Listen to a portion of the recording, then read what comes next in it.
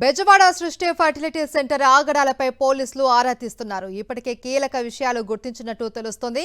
9 రోజుల పాటు ఆసుపత్రిలో హోమాలు కూడా నిర్వహించారు డాక్టర్ నమ్రత. బీహార్ నుంచి పూజారులను పిలిపించి హోమాలు చేయించారు. వ్యాపార అభివృద్ధి కోసం హోమాలు చేయించినట్టు తెలుస్తోంది. బెజవాడ సృష్టి ఆసుపత్రిలో 3 డాక్టర్ల ద్వారా కార్యకలాపాలు నిర్వహిస్తున్నట్లు తెలుస్తోంది. డాక్టర్ కరుణ ఆధ్వర్యంలో బెజవాడ సెంటర్ నిర్వహిస్తున్నట్లు గుర్తించారు. డాక్టర్ సోనాలి ఆధ్వర్యంలో పేషెంట్స్ కి చికిత్స అందిస్తున్నారు. గతంలో నమ్రత లైసెన్స్ రద్దు చేయడంతో డాక్టర్ కరుణ లైసెన్స్ తో నిర్వహిస్తున్నారు. తాజా ఘటనతో బెజవాడ సెంటర్ కార్యకలాపాలపై ఆరా తీస్తున్నారు పోలీసులు.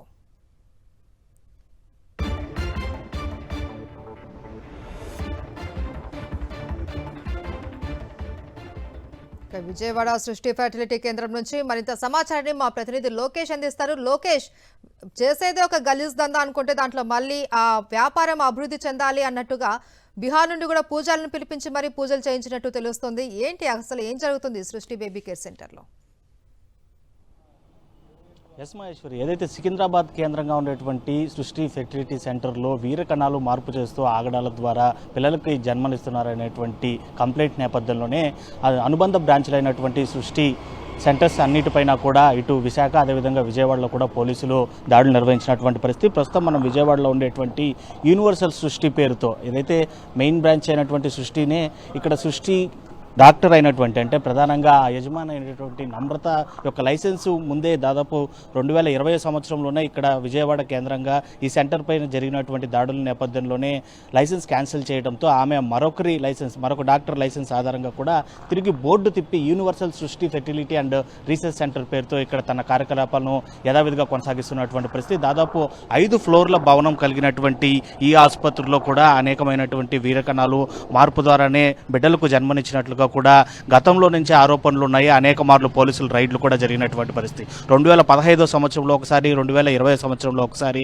అనంతరం 3 సార్లు ఇలాంటి పోలీసు దాడులు కంప్లైంట్ల ఆధారంగా కూడా నిర్వహించినటువంటి పరిస్థితుల నేపథ్యంలోనే అనేక రకాలైనటువంటి వీరకణాలను స్టాక్ ఉంచినట్లుగా కూడా తెలుస్తుంది. అంటే స్టాక్ ఉంచాల్సినటువంటి అవసరమే వస్తుంది. ఎవరైనా తమకు పిల్లలు లేరు అని వస్తే కనుక కనీసం ఆ తల్లిదండ్రులు ఎవరైతే ఉంటారో తండ్రి యొక్క వీర్యాన్ని సేకరించి తల్లికి దాన్ని అందించేటువంటి పరిస్థితి ఉంటుంది. అయితే ఇద్దరు దంపతులకు సంబంధించినటువంటి వీరకణాలను స్టాక్ ఉంచాల్సినటువంటి పరిస్థితి ఏమాత్రం ఉండదు. అది కాకుండా పూర్తి స్థాయిలో ఆరోగ్యం కలిగినటువంటి వ్యక్తులైతే మాత్రమే వారి దగ్గర నుంచి మాత్రమే వీరకణాలను సేకరించి ఇటు గర్భాశయంలోకి పంపేటువంటి చికిత్స IVF అంటే. అయితే దీన్ని అంతతో కూడా ఆగడాలు సృష్టిస్తూ వీరకణాలు మారుస్తూ కూడా ఎక్కడో దారిన పోయేటువంటి వ్యక్తుల యొక్క వీరకణాలతో తిరిగి తల్లిదండ్రులు ఇక్కడికి చేరుకున్నటువంటి వారికి ఆ వీరకణాలను ఇంజెక్ట్ చేసి పిల్లలను కలిగిస్తున్నారు అనేటువంటి ఒక రకమైనటువంటి విమర్శలు ఎప్పటి నుంచో కూడా ఈ సృష్టి ఫెర్టిలిటీ సెంటర్లో ఎదుర్కొంటున్నటువంటి పరిస్థితి. ఈ నేపథ్యంలోనే వారికి కేవలము వ్యాపారంగానే ఈ ఫెర్టిలిటీ సెంటర్ని చూసినట్లుగా కూడా తెలుస్తుంది నమ్రత. ఇందులో భాగంగానే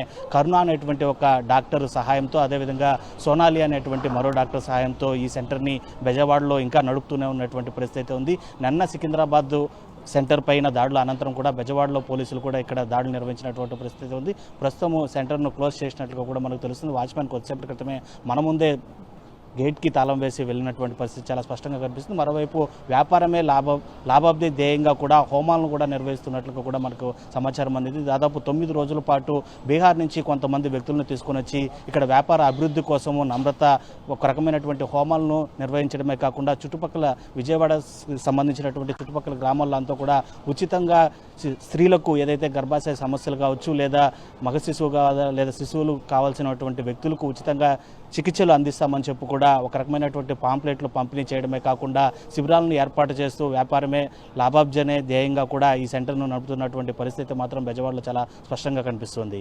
మహేశ్వరి, అయితే ఎవరి లైసెన్స్తో అయితే ఈవిడ ఈ వ్యాపారం కొనసాగిస్తుందో వారిని కూడా అదుపులోకి తీసుకున్నట్లు తెలుస్తోంది. వారంతా ఇప్పుడు ఎక్కడున్నారు? జడ్జి ముందు ఎప్పటిలోగా వారిని ప్రవేశపెట్టే అవకాశం ఉంది?